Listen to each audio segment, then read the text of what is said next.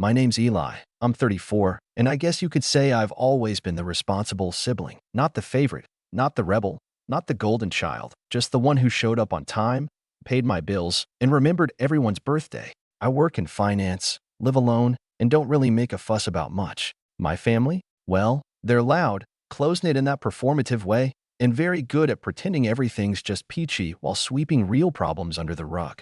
I've always been sort of adjacent, involved, but not embraced. The kind of guy you invite to weddings but never asked to be in the photos. Growing up, my brother Mason was the star. Charismatic, reckless, and always getting himself into some kind of trouble, but somehow he always landed on his feet. He had this smug charm that my parents ate up like candy. Even when he dropped out of college, blew through 2 jobs, and ended up moving back home at 28, they still defended him like he was the second coming of Einstein. I, on the other hand, paid my own way through school, held down the same job for over a decade, and helped cover part of their mortgage when Dad's hours got cut. But none of that ever seemed to matter, at least, not enough to earn me a seat at the metaphorical head of the table. Still, I never really let it get to me. Or at least, that's what I told myself. I kept my head down, sent the checks, replied to the texts, showed up for holidays, and smiled through the small jabs that always came dressed as jokes. Eli, you're so serious. Loosen up, man. It's just a party. Oh, we figured you'd be busy. You're always working. I took it in stride. I guess part of me hoped that if I just kept showing up, one day I'd be seen as part of the family, not just the one funding it from the background. That illusion shattered last fall. It started with a dinner.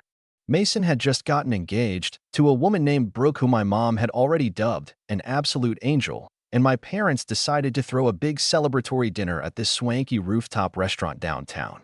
Not the kind of place they could usually afford, which, in hindsight, should have tipped me off. I got a call from my mom a few weeks before. Eli, sweetheart, she said in that syrupy tone she uses when she wants something, we'd love it if you could make it to Mason and Brooke's engagement dinner. It's going to be such a special night. Of course, I said without hesitation. Just send me the details. And if it's not too much trouble, she added, lowering her voice, we were hoping you might help with the reservation. Just to hold it, we'll pay you back, obviously. I should have known right then that we'll pay you back meant I'd never see that money again. But like always, I agreed. I called the restaurant, booked a private space for 20 people, and gave them my card for the deposit. I didn't mind. Not really. It was Mason's night. And maybe, just maybe, this time I'd feel like I was truly a part of it. The night of the dinner, I showed up right on time, 7 o'clock sharp. I had on a dark navy suit, freshly pressed shirt, new cufflinks I'd been saving. I brought a nice bottle of champagne for the couple and even printed out a custom card with their initials. When I got to the rooftop, the hostess gave me a small nod and gestured toward the private section. I took a breath and walked in. The space was beautiful, string lights overhead, floral centerpieces on each table, a soft jazz band playing in the corner. And there they all were. My parents, Mason, Brooke, her family, a few of their friends. Everyone already had drinks in hand, laughing, talking, clinking glasses. I smiled and walked over, expecting at least a nod of recognition. Instead, Mason turned to me with that familiar smug grin. Oh hey, he said, barely glancing at the champagne in my hand. Glad you made it. Then he pointed toward a fold-out chair set off to the side, next to a trash bin, no less. Sorry, this table's for family only, he said, with mock sympathy. But there's a spot for you right over there. I actually blinked. I thought he was joking. I looked at our mom, who just gave me that tight-lipped smile she uses when she doesn't want to get involved. Dad chuckled awkwardly and raised his glass. Brooke didn't even look up. And then, as if on cue, a few people laughed. I stood there for a second too long. I wanted to say something, anything, but my throat closed up. My ears were hot. I felt like I was 13 again, left out of a group photo at a cousin's wedding because I didn't fit the aesthetic. So I walked to the chair, set my bottle beside me on the floor, and sat down alone. I didn't even take my coat off. The waiter came by and asked if I was with the party. I nodded silently. He didn't ask any more questions. Just handed me a glass of water and moved on. I sat there for almost 2 hours while they laughed, toasted, opened gifts. I watched my brother give this long speech about how lucky he was to be surrounded by his closest people. I watched my mom tear up when Brooke called her the best future mother-in-law a girl could ask for. No one even asked if I wanted to order. Eventually, dessert came out, some kind of elaborate layered cake with edible gold flakes. The band played a slow tune. The sun dipped below the skyline, and I realized not a single person had looked in my direction for the past 30 minutes. Then the check came. I watched the waiter walk toward their table with a little leather folder. He paused, looked around, then glanced down at the credit card on file. My card. I watched him take a few steps toward me. "Excuse me, sir," he said quietly. "The total for the event is $3,218. Should I run the same card for the final amount?" Everyone at the table turned to look. My brother raised an eyebrow. "Oh, yeah," he said casually. "Eli's got it." The waiter looked at me, and I smiled. A calm, slow, measured smile. My voice was steady. "Not my table," I said, just loud enough for everyone to hear. I was told this was for family only. There was a silence so sharp it felt like the air had snapped in half. My brother's mouth opened slightly. My mom frowned, confused. Dad sat straighter. Brooke's dad furrowed his brow. The waiter hesitated. "Sir, you made the reservation?" "I did," I nodded. "And I paid the deposit. But I'm not with them. I'm over here, at the side table." I stood slowly, picked up my coat, and nodded toward the trash can, where I belong, apparently. You could almost hear the collective thud of jaws hitting the floor. For a second, nobody moved. The waiter stood awkwardly between tables, holding the bill like it was radioactive. My brother looked like someone had just slapped him with a fish. My mother's eyes narrowed, flickering between me and the check, trying to figure out how this got away from her so fast. "Wait, Eli," she said, her voice low and slightly shaky. "What are you doing?" I shrugged. "Following the seating chart, Mom. Mason said this table was for family only." I assumed that meant I wasn't included. I looked at the waiter. I didn't eat. I didn't drink. I wasn't welcome. "So I won't be paying." "Don't be ridiculous," Mason snapped, the smirk cracking into something uglier. "It's just a joke, man. Lighten up. You always take things so personally." The room had gone quiet. Even the jazz band seemed to be winding down to an awkward hum. All eyes were on me, and for the first time in years, I wasn't shrinking beneath them. "Yeah," I said slowly, "that's the problem. You think everything's a joke, as long as it's at someone else's expense." Brooke looked confused, like she was just now catching on that something real was happening. Her father, a stiff man in a blazer who had barely said a word all night, gave Mason a sharp look. "You invited this man to your engagement dinner and sat him next to the trash can?" he asked, incredulous. Mason scoffed and looked to my mom for backup. She straightened in her seat and smiled tightly. "Let's not blow things out of proportion. Eli's just being dramatic. He's always been sensitive." I almost laughed. That was her go-to line. Always had been. He's just sensitive. He's just tired. He's just overreacting. Any excuse to avoid admitting that something cruel had happened, and that they'd let it happen. The waiter cleared his throat. "I'm sorry to interrupt again, but the restaurant needs to process the bill before we close the tab on the private space. If the card on file won't be used, I'll need an alternate." Silence. I turned and started to walk toward the elevator. That's when my dad finally spoke. "Eli, come on. You've already paid for half. You might as well just finish it." I stopped cold. That sentence, "that might as well," snapped something in me. I turned back. "You're right, Dad. I did pay the deposit. I even called 3 restaurants to find one with a rooftop view like Mason wanted. I picked the date around his football schedule. I ordered custom floral arrangements because Mom said fake flowers would look cheap in the photos. I paid the $500 non-refundable deposit without blinking. And I showed up, on time, alone, in a suit, to support my brother. I took a step closer, lowering my voice but not enough to be missed. And what did I get in return? A folding chair next to a garbage bin and a "sorry, family only." I turned to Mason. "So now you get to figure it out. You and your real family." Mason's face was flushed now, red creeping up his neck. He stood up, trying to puff himself up, but it just made him look more ridiculous. "You're making a scene." "No," I said. "I'm drawing a line." And I walked away. I didn't even bother with the elevator. I took the stairs, every step pounding with adrenaline and disbelief that I'd actually done it. Outside, the night air hit me like a slap, sharp and bracing. I loosened my tie and kept walking. I didn't know where I was going, but I knew I wasn't going back. I thought maybe that would be the end of it, a bold exit, a few awkward apologies later, maybe even a half-hearted attempt to brush it under the rug. But what I didn't know was just how deep the consequences of that moment would go. Because later that night, long after I'd gotten home, still in my suit, Still holding that unopened bottle of champagne like a ghost limb, my phone lit up. First, a text from Mason. Dude, seriously? You couldn't have just paid the check and talked to me after? Then another. For Mom, you embarrassed us in front of Brooke's entire family. Was that your goal? Revenge. And then, a call. From an unknown number. It was Brooke. Hi, she said, her voice quieter than I'd ever heard it. I know we don't really talk, but can I ask you something? Sure, I said cautiously. Did you really pay for everything? The deposit, the flowers, all of it. I paused. Yeah. There was a silence on the other end. Then, they told my dad you offered to. That it was your idea. That stopped me cold. I never offered, I said slowly. They asked. I said yes. I didn't expect anything back, but I definitely didn't do it for show. Brooke sighed. Well, my dad's furious. He thought you volunteered as a kind gesture. But now he's saying he wouldn't have agreed to the restaurant if he'd known it was being paid for by someone they basically shoved in the corner. I didn't say anything. He said Mason and your parents made him look like a fool. Another pause. I'm not calling to get involved, she added quickly. I just thought you should know. I thanked her, and we hung up. But the fallout had only just begun. Over the next few days, things escalated faster than I expected, and not in the way my family probably anticipated. It started with the group chat. You know the one, the big family thread that usually lit up around birthdays and holidays with recycled gifts, blurry food pics, and Happy Friday texts from my aunt.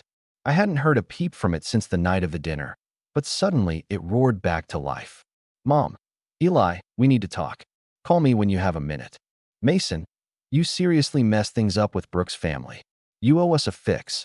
Dad, this is getting out of hand. Just apologize and let's move on. I didn't reply. It wasn't just about the chair. It wasn't even about the bill. It was about everything that came before. Years of being treated like the emergency contact, the designated driver, the backup wallet. And now that I'd finally said no, they didn't know what to do with me. What made it worse, or maybe better, depending on how you look at it, was that Brooke's father apparently wasn't the type to take humiliation lightly. From what I gathered through a mutual friend of Mason's, a guy named Trent who'd always been more decent to me than most of them, Mr. Whitaker had a meltdown the night after the dinner.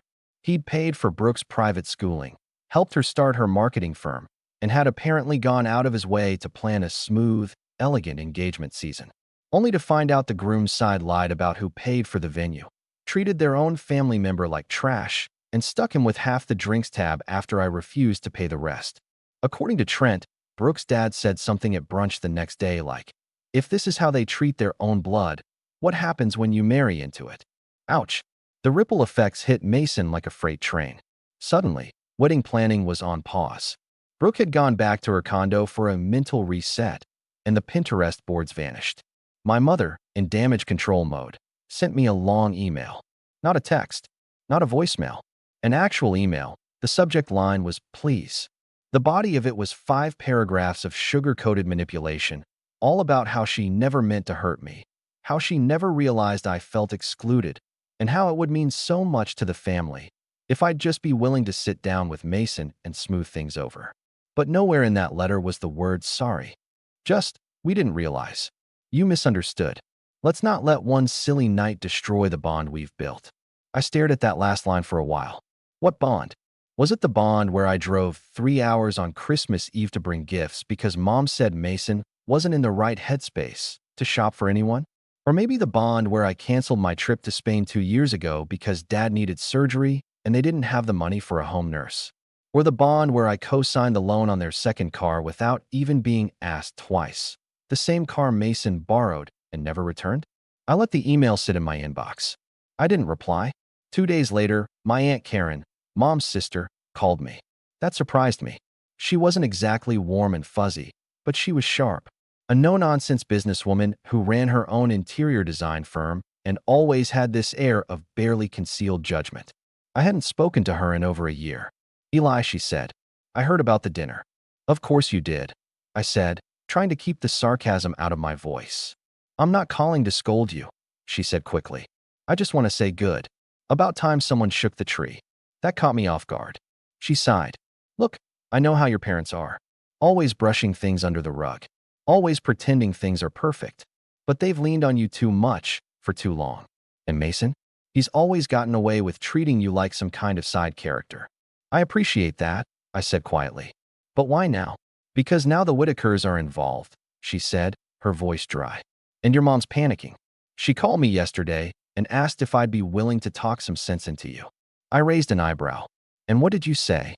I told her you didn't need sense, you needed space. And that maybe it's time they learned how to function without using you as scaffolding. That was the first time I felt like someone in my family actually saw me. Not as a checkbook, not as a punching bag, just as a person. Later that night, I got another text, this time from Mason. Mason, bro, Brooke's dad just canceled the deposit on the wedding venue. Said we're not aligned in values. Fix this. Not can you help me? Not I'm sorry. Just fix this. And that's when I realized he still didn't get it. He still thought I was a tool in his toolbox. A pressure valve. A wallet with a heartbeat. So I decided to finally fix something, but not the way he meant. That night, I logged into the shared account I'd set up a year ago, the one Mason had used temporarily while he was unemployed. The one he never got around to closing, but had his gym membership and Spotify linked to. And I quietly moved the remaining funds into a new private savings account I'd started. Not much, just a couple thousand. But it was mine. Funds I'd left untouched out of some vague sense of brotherly loyalty. Then I called the bank and closed the joint line entirely. The next morning, Mason called me 4 times in a row. And when I finally picked up, his voice was frantic. What did you do? I didn't say anything. Bro, I have a date with Brooke tonight. I was going to take her to that place she likes, and my card's bouncing. It says the account doesn't exist. I know, I said. I closed it. You what? You can't just. I can't, I said calmly. I can, and I did. You told me I wasn't family, remember?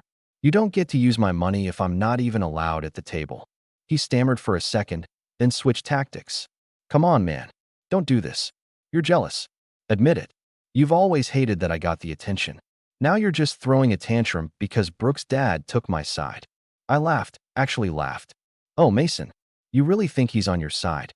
There was silence. Then I said, don't worry, man. You'll figure something out. You always do. Maybe ask mom to open a line of credit in your name again. Or maybe Brooke's dad can teach you how to stand on your own. And I hung up. I don't know what Mason did after that. But a few hours later, my phone buzzed again. This time, not from him. It was an email. From Brooke. Subject line, I think we need to talk. I stared at Brooke's email for a while before opening it. The subject line, I think we need to talk, felt like the precursor to something big, something I wasn't entirely sure I was ready for.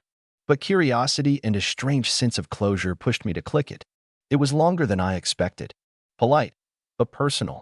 Formal, yet laced with the tone of someone who was clearly unraveling. She started by saying she understood how awkward the dinner had been and that she hadn't realized how I'd been treated until everything came crashing down. She admitted she hadn't paid attention. I was so caught up in planning the perfect night, I didn't stop to see the full picture, she wrote. But that her father had been furious. Furious not just because of the financial deception, but because of the principle of it. He said if they can publicly humiliate someone who financially and emotionally supported the entire night, she wrote, then I need to seriously reconsider who I'm marrying into. Brooke didn't mince words. She said Mason had downplayed everything at first, calling it a minor misunderstanding.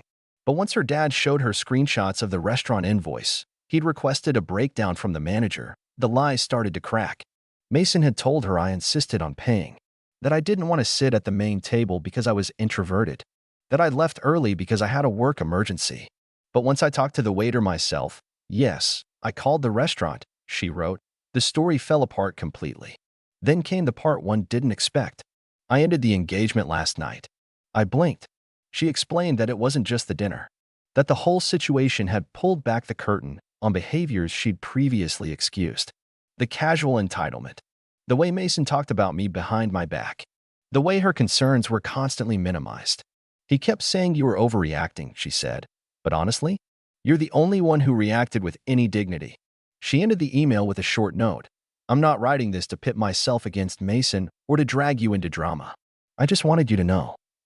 I see it now, and I'm sorry I didn't see it sooner. I sat there for a long time, rereading it. Not because I didn't believe it, but because I wasn't used to being believed. The next few weeks were oddly quiet. The family group chat died out completely. Mason tried calling twice more, but after I didn't answer, he stopped. I learned through the grapevine that he'd moved back in with our parents. Brooke returned the ring. Her dad sent out an official cancellation notice to the wedding venue and vendors. A few of Mason's old friends dropped off the map entirely. Apparently, some of them had been riding his coattails to Brooke's connections. I thought that would be it, that it would all just settle into silence. But then one Sunday morning, I got a knock on my door. It was my mom. She stood on my front porch in a long cardigan, holding a Tupperware container of lasagna like it was a peace offering. Her eyes were puffy, her makeup thin. I didn't say anything, just opened the door a crack and waited. "I brought you dinner," she said. I didn't reach for it. I just wanted to talk. No excuses. That part surprised me. I let her in. She sat at my kitchen table like she used to when I was a kid, same nervous fingers, same forced smile. But this time, no passive aggressiveness. "No, you're just tired." "No, he didn't mean it." She cleared her throat. "I owe you an apology." I crossed my arms. "Just one." Her face tightened, but she nodded. "Fair. Probably more than one." She took a breath. I didn't see it. Not because it wasn't there, but because I didn't want to see it. Mason's always been loud. He takes up space. And you never asked for anything. You just did. You handled things. You showed up. I guess. We started treating you like a safety net. Something we assumed would always be there. "That's the thing about safety nets," I said. "People only look at them when they're falling. Never when they're climbing." Her lip trembled. She looked down at her hands. "Your father and I were wrong. We let Mason get away with too much. We let him treat you like less." I stayed quiet. "I know I can't undo that. I know a lasagna and a sorry won't fix years of imbalance. But I just wanted you to know, I see it now. And I'm sorry." I watched her for a moment. For the first time in my life, she wasn't dodging or deflecting. She wasn't defending Mason. She wasn't telling me to lower my voice or get over it. She was just sitting there, owning it. I nodded slowly. "Thank you." We didn't talk for long after that. She left the lasagna. I walked her to the door. She didn't ask me to forgive Mason. She didn't ask me to call him. She just said, "Take care of yourself," and drove off. After that, things didn't magically repair, but they didn't get worse either. My parents started sending individual messages instead of group ones. Short ones. Respectful. My mom invited me to Thanksgiving in a few months, only if you feel up to it, she said. I haven't decided if I'll go. Mason, from what I hear, is back to working part-time at some startup he hates. Living rent-free. Avoiding eye contact with mirrors, probably. He hasn't reached out again. And I'm okay with that. As for me, I started doing more with my time. I took that postponed trip to Spain. I bought myself a new set of noise-canceling headphones. I read books on boundaries, on family dynamics, on quiet strength. I even started seeing a therapist. And not because I was broken, but because I realized healing doesn't come from waiting for someone else to say sorry. It comes when you look at your own reflection and say, you deserved better. And you gave it to yourself. So no, I didn't pay the bill that night. But I finally cashed in years of silent debt. And for the first time in my life, I'm not sitting next to the trash can. I'm at my own table. And that table is enough. I knew something was off when I got to the restaurant and the waiter asked if I'd still be needing a table for 5. I smiled and said yes, knowing full well I shouldn't have. I was raised to believe that family showed up, especially for the big moments. But there I was, in a corner booth near the window, fiddling with the napkin and checking my phone every 10 seconds like some rookie on a first date. I even laughed to myself, trying to play it cool. They're just late, I muttered under my breath, as I ordered a drink I didn't really want. My name's Eric, I'm 33, and after nearly a decade of busting my back in the same mid-sized firm, I finally got the promotion I've been chasing for years. Senior Project Director. It wasn't just a title, it was validation. It was all the nights I worked past midnight while my friends were out. It was every weekend I said no to a beer so I could finish another report. It was stability. It was progress. It was mine. And I wanted to share it with the people who said they believed in me. My mom, my brother Jordan, my cousin Michelle, and Uncle Ray. That was the short list, the ones who said they were so proud of me last Christmas. The ones who cried when I bought Mom a car she could rely on and covered the mortgage when Dad passed. The same people who told me, you're the glue holding us together. 2 hours passed. No calls. No texts. The only thing lighting up my phone was a notification from my banking app showing the restaurant tab climbing steadily. I told the waiter to bring out the entrees. I was too embarrassed to leave now, too stubborn to admit they'd bailed. It was when I took the first bite of my steak, trying to pretend I wasn't sitting in an empty booth, that my phone buzzed again. Family night out for the real success story. Attached was a group photo. Smiling faces. Wine glasses. My mom. My brother. Michelle. Uncle Ray. All dressed up at some beachside grill. Jordan was standing front and center holding a key fob in one hand and flashing a cheesy grin with the other. Behind him, a shiny new jet ski on a trailer. The caption? He earned this. So proud of you, bro. I stared at that photo for what felt like 10 minutes. No mention of me. Not even a sorry, we'll make it up to you. Just a big fat family gathering for Jordan and his impulsive toy. And then I saw the message from Mom, sent exactly an hour before that post. You're not exactly a priority right now. We'll catch up soon. Enjoy your dinner. I don't know what hit me harder, how casually it was written or how rehearsed it sounded, as if she'd been waiting for the right moment to finally say it.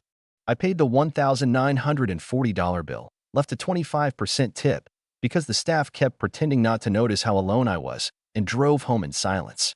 When I got inside, I didn't turn the lights on. I just sat at the edge of my bed, phone in hand, going through memory after memory like a silent slideshow. Every grocery bill I covered. Every, I'll pay you back next week, that never happened. Every emergency call that ended with me wiring money, just until things stabilize. Every time Mom told me Jordan was just figuring himself out. Every lie I told myself that I wasn't being used. I walked into my home office, logged into the shared mortgage account I'd been silently funding for 3 years, and stared at the payment schedule. $1,830 monthly. Auto-deducted from my salary every 10th. I opened a new tab, clicked on the bank's contact, canceled it. Just like that. Then I grabbed a sticky note, scribbled 5 words, drove to the house I hadn't stepped foot in since Easter, and taped the note to the door. Let him pay it now. I didn't even wait to see if they were home. I drove off, phone on silent. I went to bed without brushing my teeth or changing clothes. The last thing I remember was the sound of my heartbeat echoing in my ears. By morning, my phone had 81 missed calls. Most were from Mom, a few from Jordan, one from Uncle Ray, and 3 texts from Michelle that said, "Call me now, are you serious, and we need to talk." But I didn't answer any of them. I just scrolled slowly through the missed calls, staring at the timestamps like they were puzzle pieces trying to form an apology that hadn't yet arrived. That's when I saw the voicemail icon. I hesitated. Something about hearing their voices felt heavier than reading their texts, like it would make everything too real. But curiosity won. I pressed play, and what I heard next made me grip the edge of the nightstand until my knuckles turned white. It was my mother's voice, but not the one I grew up with, the soft, sing-song tone she used when she tucked me in as a kid, or the proud voice she used when I made honor roll in high school. No, this one was cold, high-pitched, frantic. "Eric, what did you do? The mortgage bounced. I got a call from the bank this morning, and they said the payment didn't go through. I don't understand. Why would you do that without telling us? You knew we were counting on you. Your brother, he's finally doing well, and you're being spiteful." Then, like some dramatic sitcom, she dropped her voice into a teary whisper. "This is not how family behaves." I replayed that line. This is not how family behaves. Again and again, the irony sinking in deeper every time. The next voicemail was Jordan. "Bro, this is messed up. Mom's freaking out. We were gonna handle it. We just needed a little time. You didn't have to pull the plug like that. Seriously, are you trying to make us lose the house? A little time. 3 years of payments. But apparently I should have given them more time." The third voicemail was Michelle. She didn't even try to pretend. "Okay, wow. So you're punishing the whole family now? Over what? A dinner? Grow up. You always act like you're the martyr, like you're the only one who does anything for anyone. Newsflash, you're not the only one who works hard, Eric. Jordan's been hustling too. He finally got a break, and we wanted to celebrate. I'm sorry your little job promotion got overshadowed, but you didn't have to blow up everything over it." That one made me laugh. A tight, joyless laugh, but still. My little job promotion. I sat on the edge of my bed, looking around at the silence in my apartment. No family portraits. No souvenirs from group trips. Just a clean place I paid for, alone. It wasn't loneliness I felt, though. It was clarity. I finally saw the pattern I'd been ignoring for years. My brother, Jordan, always got the attention. The "he's just figuring things out" excuse was the family motto when it came to him. Even when he flunked out of 2 colleges. Even when he totaled his first car. Even when he started 3 businesses and let each one quietly fold without paying back a single loan. He was the dreamer, the one with potential. Meanwhile, I was the dependable one, the invisible safety net. They didn't clap for me when I got my degree early. They didn't throw a party when I paid off mom's car or when I negotiated with the bank to stop foreclosure after dad passed. But they called me a good son in public. They loved that image of me always being the stable one, the provider, the reliable background character in their louder, Messier story. Until I stopped. That afternoon, I finally answered one call. Uncle Ray. He was always the more level-headed one. Never got involved unless things went nuclear. I figured if anyone deserved a conversation, it was him. Eric, he said, voice low and tense. You've got to talk to your mother. Why? I asked, calm but blunt. So she can guilt me into covering for them again? He sighed. She's a wreck. Says she didn't know how left out you felt. I chuckled. She didn't know? Did she also not know she texted me to say I wasn't a priority? Ray didn't respond to that. Just silence. I let it hang there. They've got 30 days, I said finally. That's how long until the bank posts a final notice. She's scared they'll lose the house, he muttered. I shrugged, even though he couldn't see it. Maybe Jordan can sell the jet ski. Ray actually laughed. Just once, sharp and unexpected. Then he cleared his throat. You're serious, aren't you? For the first time in a long time.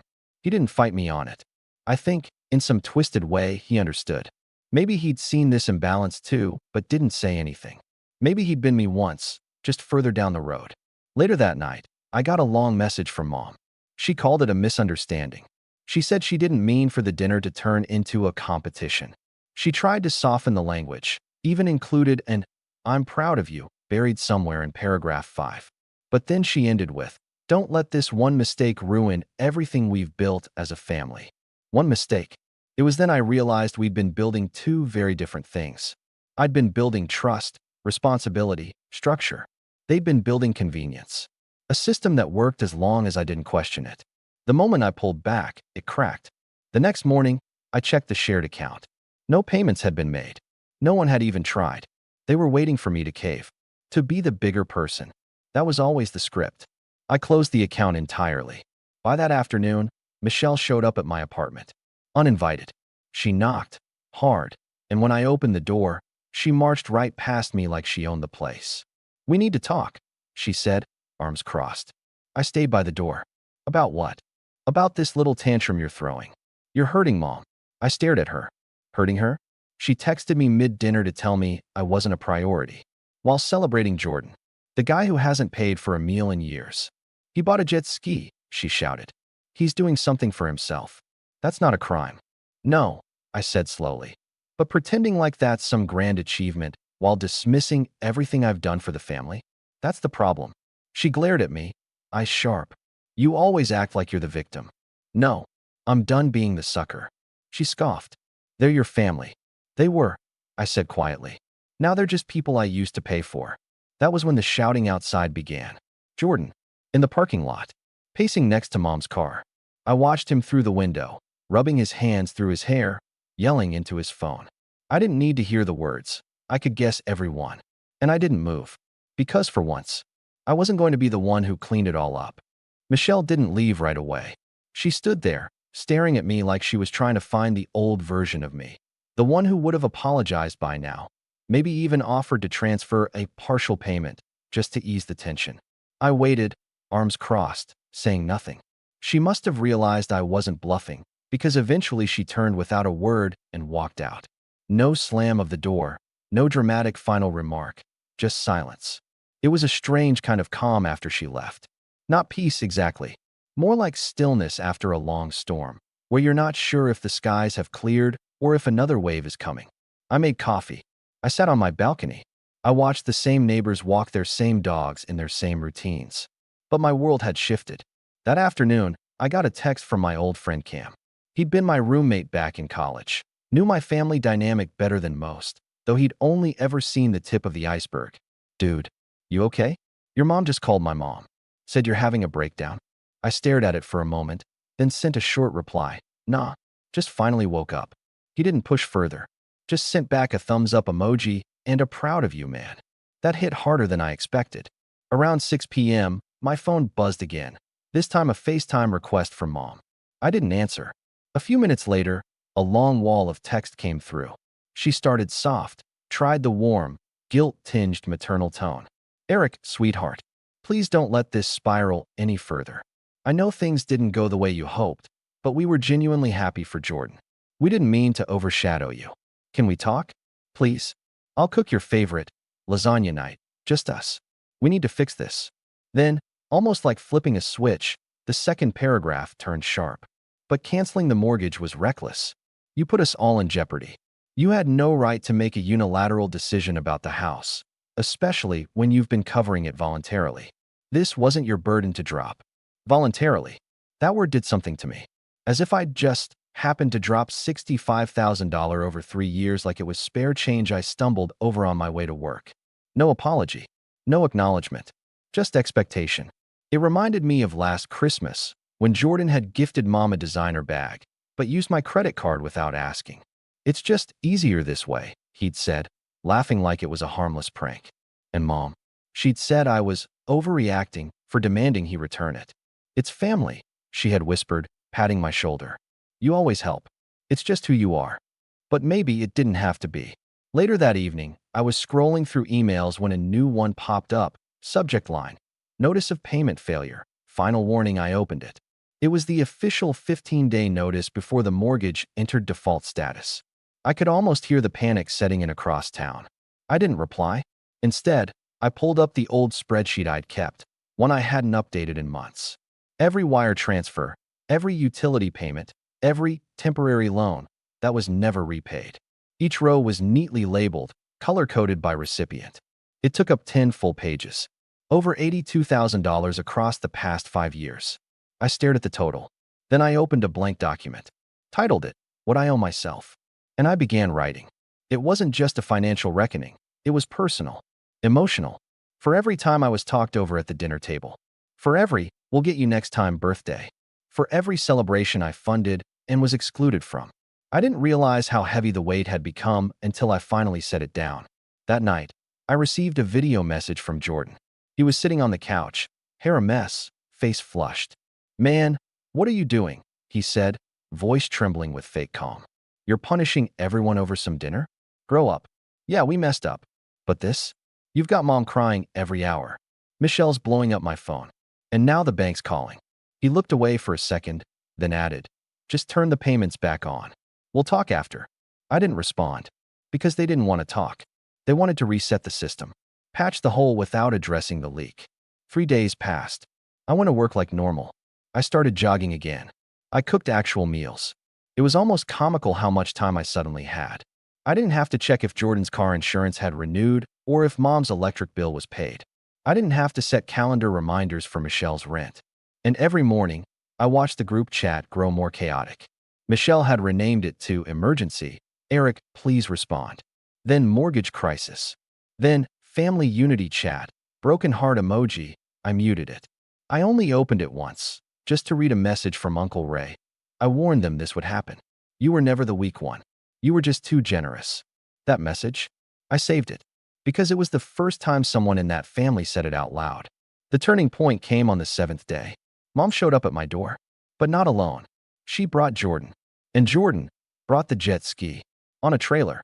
Parked right in front of my apartment like a peace offering wrapped in idiocy. She knocked once, then again. I didn't answer.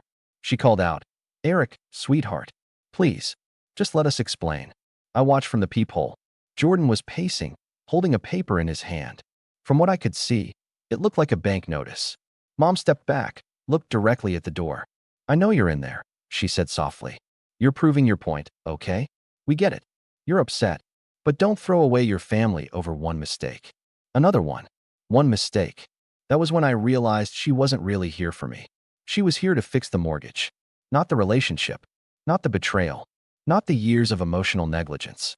Just the payment. I didn't open the door that night. I just stood there, watching them through the peephole until Mom gave up and Jordan finally peeled away in that shiny black truck towing his dumb $9,000 apology. I remember wondering if he'd even made the last insurance payment on it. The next day was payday. For the first time in years, my account didn't show a giant deduction to cover a house I didn't live in. My paycheck felt heavier, like it meant something now, like it was mine. I stared at the total for a long time, trying to remember the last time I had looked at my own bank balance and smiled. But the peace didn't last long. By noon, I got a call from the bank's collections department. The house, my mother's house, was officially 2 payments behind, and because of the type of mortgage, the default process had already started. I wasn't liable, of course. I'd removed my name years ago after covering enough temporary payments to realize I was being roped into more than I ever agreed to. But that didn't stop the bank from trying. I'm not the responsible party, I told the woman calmly. You'll want to contact the homeowner directly. There was a pause. Then the woman said something that stuck with me. She said you'd handle it. Said you've always handled it. That's when I realized Mom hadn't told them I stopped paying. She hadn't called the bank herself. She just waited, expected, assumed that the safety net she'd wrapped herself and wouldn't dare walk away. Until it did. That evening, I got the knock again. This time, Mom was alone. No Jordan. No trailer. Just her and a tote bag. Eric, she said when I opened the door, please. We need to talk. I didn't say anything. I just stepped aside and let her in. She walked like she was entering a stranger's house. Looking around, eyes wide, like she was expecting to find photos of herself still on my walls. There weren't any. I motioned for her to sit. She didn't. She stood by the window and looked out, then turned to face me. We're going to lose the house. I nodded. I figured. You can stop this, she said, voice cracking. You can call the bank and. No, I interrupted. Calm. Final. She blinked. What? I said no. I'm not calling the bank. I'm not making any payments. I'm done. Her jaw tightened. This isn't just about money, Eric. It's about family. I almost laughed. Mom, the night of my promotion dinner, you texted me to say I wasn't a priority. Then you threw a party for Jordan because he bought a jet ski. You called that family. I call it a joke. She flinched. It wasn't meant to hurt you. But it did. And you didn't care until the bills stopped getting paid. Silence stretched between us. She lowered herself slowly into the chair like she was settling into the weight of it all. I didn't realize how much you were covering, she said softly. That's the problem, I replied. You never wanted to realize it. She shook her head, voice barely above a whisper. Jordan's not like you. He needs more help. No, Mom, I said firmly. He needs consequences. She looked up at me, eyes glassy. He's your brother. And I'm your son. She stared at me. And for once, there was no defense. No script. No guilt trip.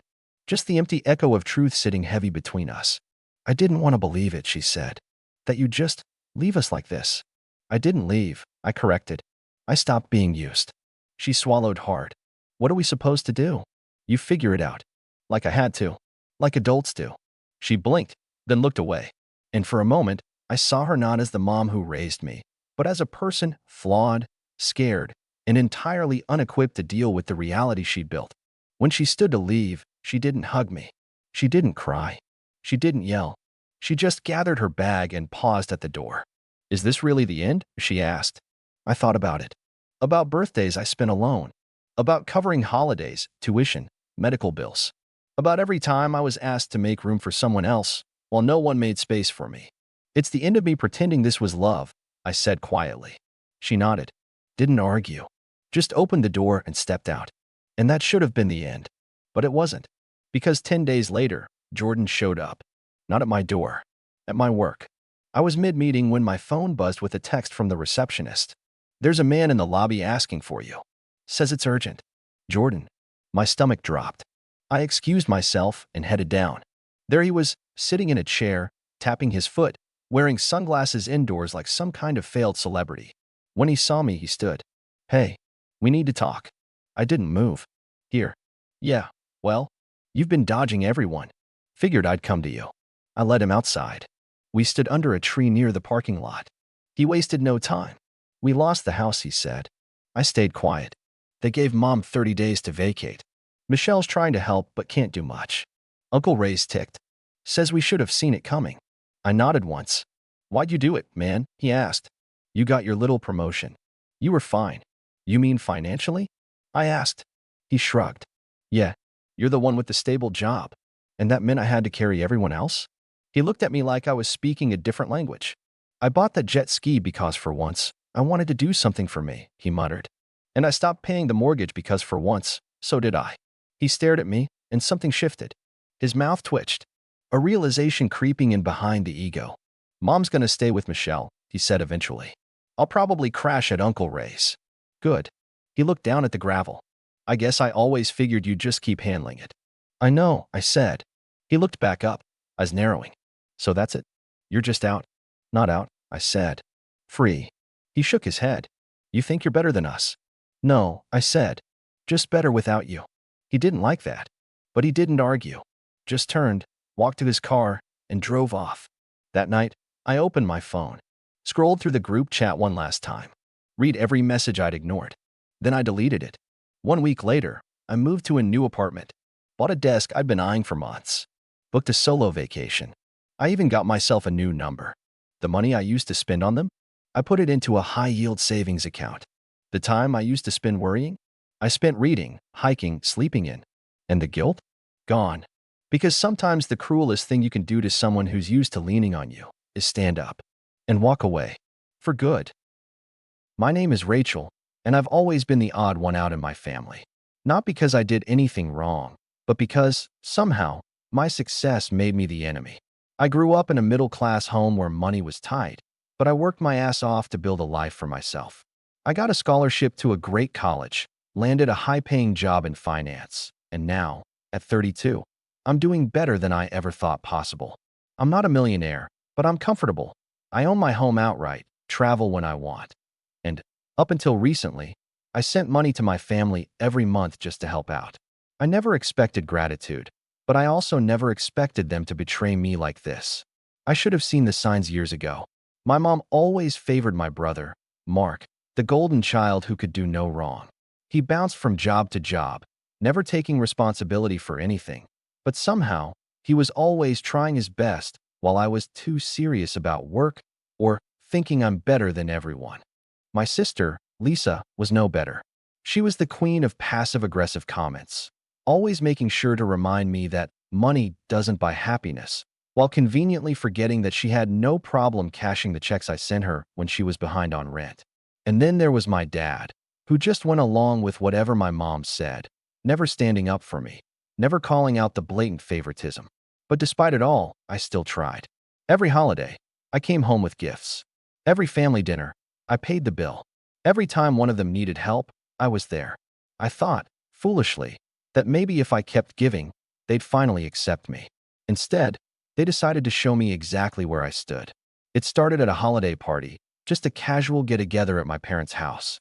We were all sitting around the dining room table, plates filled with my mom's signature overcooked turkey, when I smiled and said, I can't wait for the reunion tomorrow. It'll be nice to see everyone again. For a second, there was silence. Then Mark let out a short chuckle. What? The reunion was yesterday. I blinked. What? Lisa smirked, sipping her wine like this was the most entertaining thing she'd seen all night. Yeah, it was yesterday. Didn't Mom tell you? I turned to my mother, heart pounding. You told me it was on the 23rd. She shrugged, not even looking guilty. Oops. Must have gotten the dates mixed up. Mixed up? Mixed up? I wasn't some distant cousin they forgot to call. I was their daughter, their sister. And they had a whole family reunion without me? My aunt, who had been scrolling through her phone, held it up, showing me a picture. Everyone was there. My cousins, my uncles, my nieces and nephews.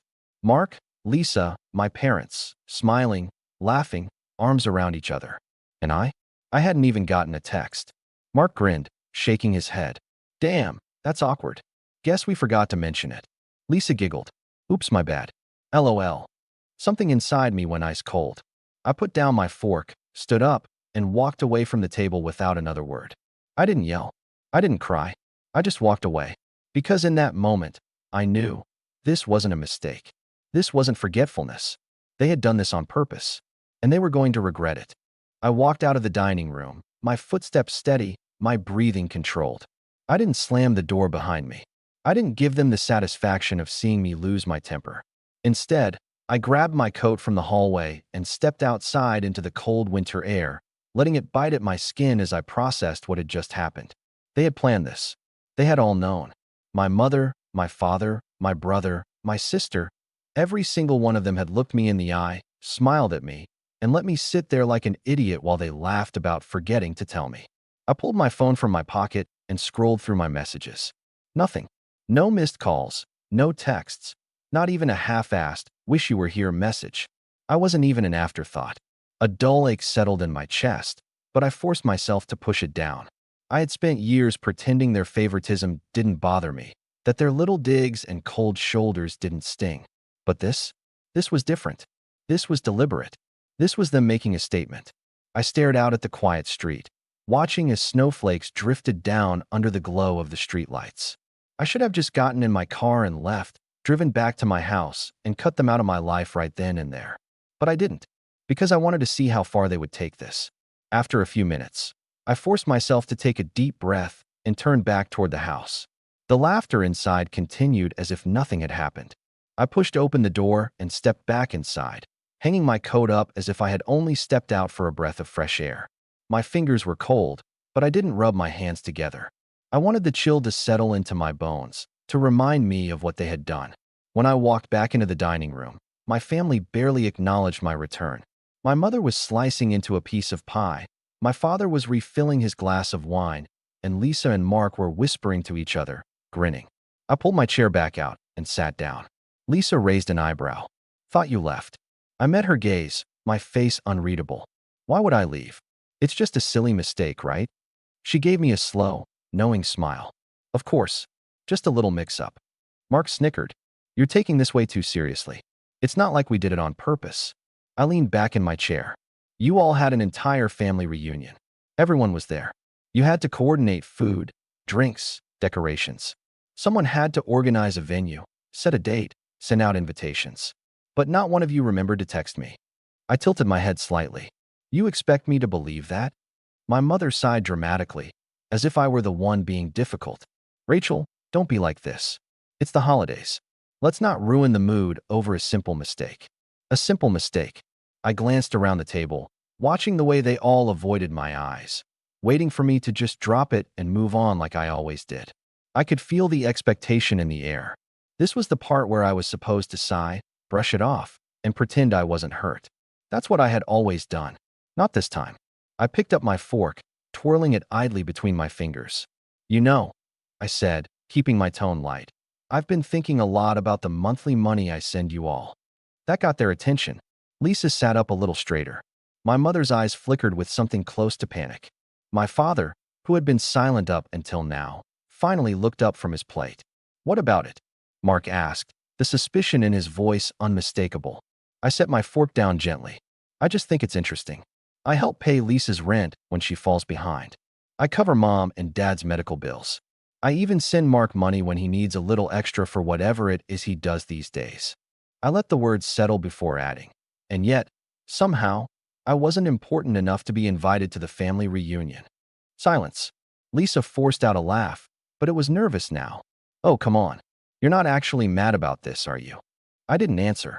Mark, on the other hand, scoffed. "Look, you're acting crazy. It was just a mix-up, Rachel. Nobody's out to get you. And besides," he added, waving his fork in the air, "you're doing fine. It's not like you need the reunion. You've got your fancy job, your nice house, your perfect little life." Oh, there it was. The jealousy, the bitterness, the resentment that had been bubbling under the surface for years, disguised as jokes, hidden behind backhanded compliments. I smiled, but there was no warmth in it. "You're right, Mark. I do have a great life." Lisa gave me a sharp look. "Rachel, don't be petty." I let out a soft hum of amusement. "Petty? You mean like throwing an entire family reunion and conveniently forgetting to invite me?" No one spoke. Then, Mark rolled his eyes. "Oh my God, you are so dramatic. You always have to act like a victim, don't you?" He shoved another bite of food into his mouth, shaking his head. "Whatever. You'll get over it. Just like you always do." I watched him chew, a smirk playing on his lips like he had already won. Like they had all won. And that's when he said it. "Besides," he added, wiping his mouth with a napkin, "I already ordered those new Jordans with the money you send me every month. You wouldn't actually cut us off over something this stupid, right?" The room went deadly quiet. My mother's eyes widened, her fork hovering midair. Lisa stiffened. My father cleared his throat awkwardly, pretending to focus on his plate. Mark, oblivious, just grinned. I mean, come on. You wouldn't do that to your family. And just like that, the decision was made. I set my napkin down, folded my hands neatly in my lap, and smiled. Wouldn't I? Mark's grin faltered. He blinked at me, waiting for me to laugh it off, to wave my hand and tell him I was just joking. But I wasn't joking. The silence stretched, heavy and suffocating, as realization settled over the table. My mother opened her mouth, then closed it. Lisa shifted in her seat, her fingers tightening around her fork. Even my father, usually content to stay out of these things, finally looked up and met my gaze with an expression I couldn't quite read. Mark, on the other hand, scoffed. Oh, come on, he said, his voice dripping with forced confidence. You're not actually serious. I tilted my head slightly, watching him squirm. You think I'd keep sending you money, I said slowly, after you all pulled this? Lisa forced out a short, nervous laugh. Rachel, you're being ridiculous. You know Mark didn't mean it like that. Oh. I leaned forward slightly, resting my elbows on the table. Then how did he mean it? Mark let out an exasperated sigh and tossed his napkin onto the table. Jesus, you are so sensitive. You're acting like we murdered your dog or something. We just forgot, okay? You're making a huge deal out of nothing. I nodded thoughtfully. Right. Just a little mistake. My mother jumped in then, her voice saccharine sweet. Rachel, honey, we love you. You know that. We're family. She reached across the table, placing her hand over mine.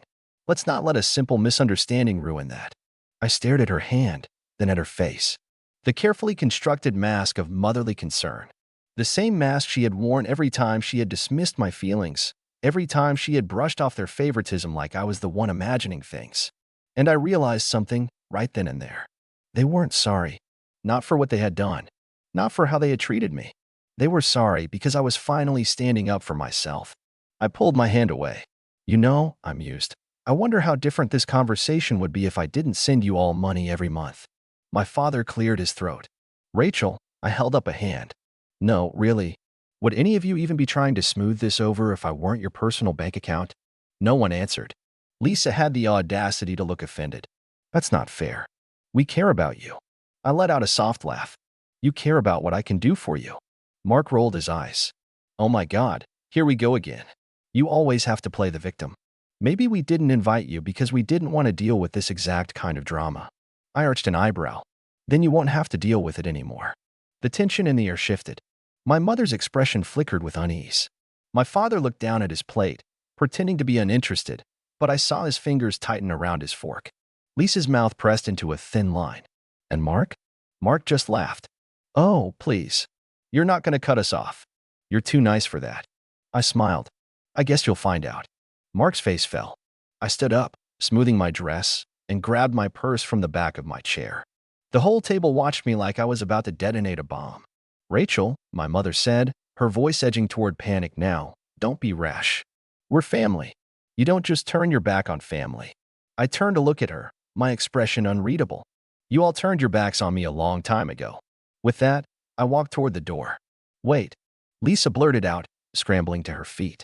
You're not actually serious, right? You're not really cutting us off. I opened the front door. The cold air rushed in, cutting through the warm, suffocating air of the house. I looked over my shoulder, my voice calm, almost casual. Enjoy the shoes, Mark.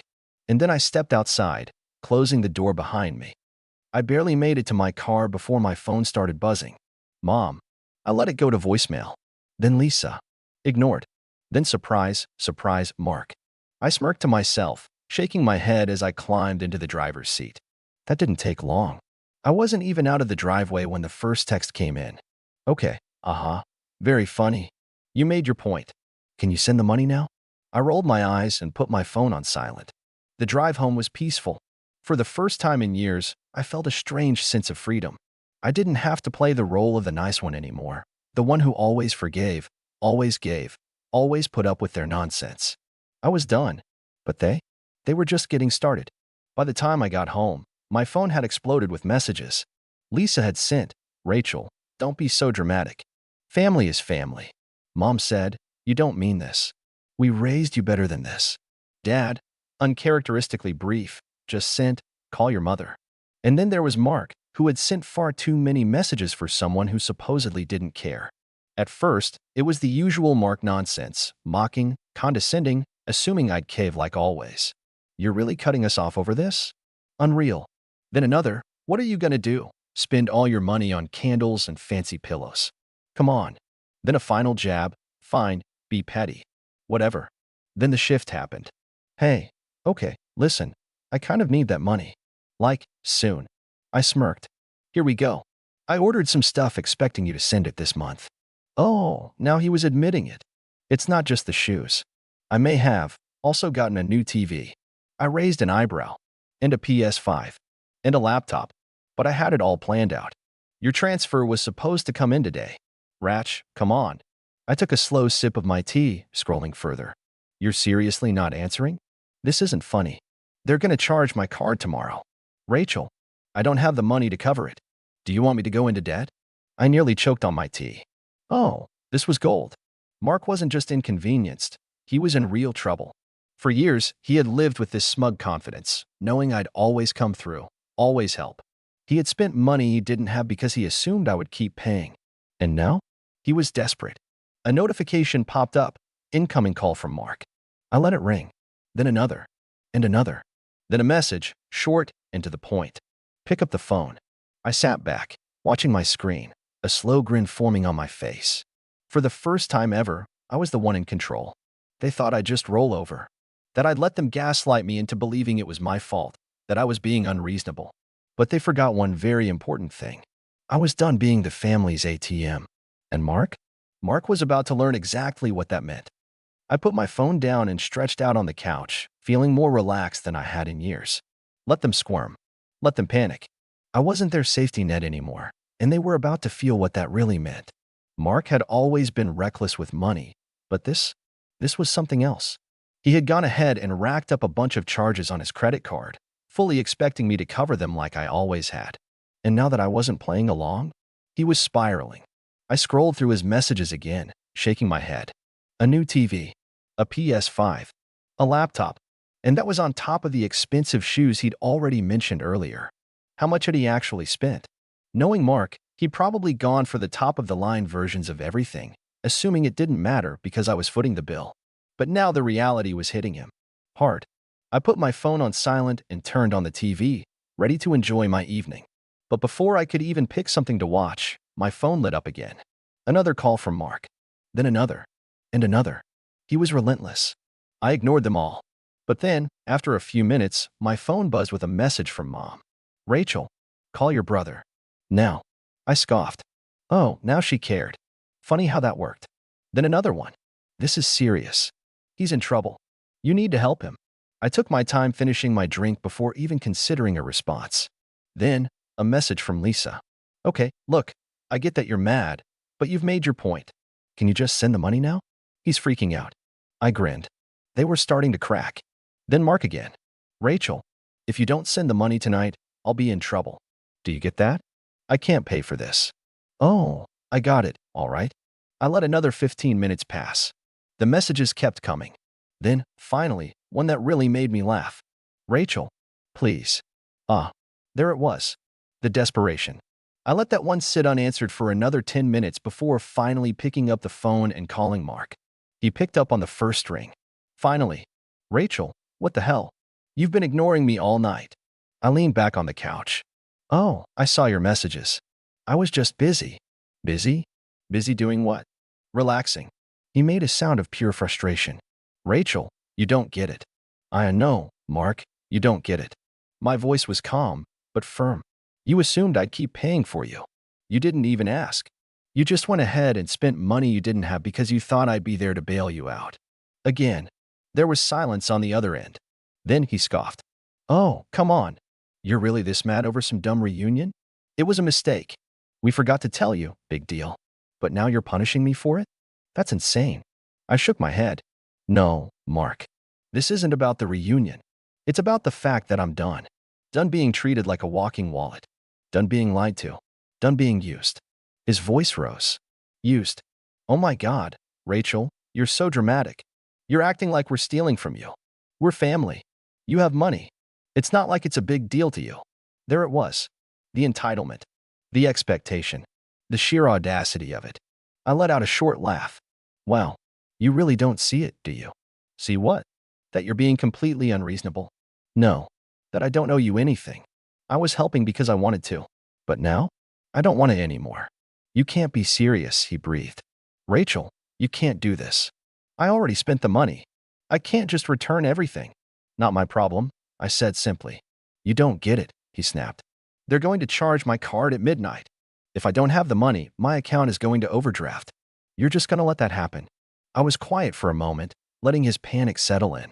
Then I spoke, my voice calm. Yes, I am. He let out a strangled laugh, like he couldn't believe what he was hearing. Rachel, Rachel, come on. Just this one last time. Just send it, and I swear, I'll never ask again. I sighed. That's what you said last time. And the time before that. And the time before that. This is different. No, it's not. It's exactly the same. You made a reckless decision, thinking I'd clean up your mess. But I'm not doing that anymore. Rachel, his voice cracked slightly. Please. I almost felt a twinge of sympathy. Almost. But then I remembered every time I'd been dismissed, every time they'd laughed at me, every time they treated me like an outsider in my own family. I stood firm. You'll figure it out, I said. Good luck. Then I hung up. Within seconds, my phone started buzzing again. I ignored it. Then a message from Lisa. What did you just say to him? He's freaking out. I didn't answer. Then Mom. Rachel, you are being cruel. He's your brother. You have to help him. No, I didn't. And finally, another message from Mark. You're gonna regret this. I smiled, turned off my phone, and went to bed. Let him panic. Let them all panic. Because for once, I wasn't the one losing sleep over it. The next morning, I woke up to a ridiculous amount of missed calls and messages.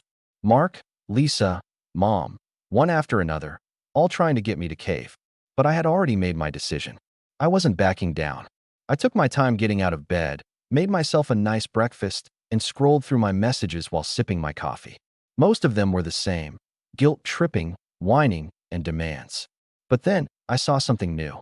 Rachel, I swear to God, if you don't send the money, I'll come to your house myself. I raised an eyebrow. Oh, a threat now? Then another message. This one from Mom. Mark is on his way over. Please just talk to him. I set my cup down and sighed. So that was how they wanted to play it. Fine, let's play. About an hour later, just as I was finishing up some work, my doorbell rang. I already knew who it was. I opened the door to find Mark standing there, looking like an absolute mess. His hair was disheveled, his shirt was wrinkled, and there were dark circles under his eyes. He had clearly not slept.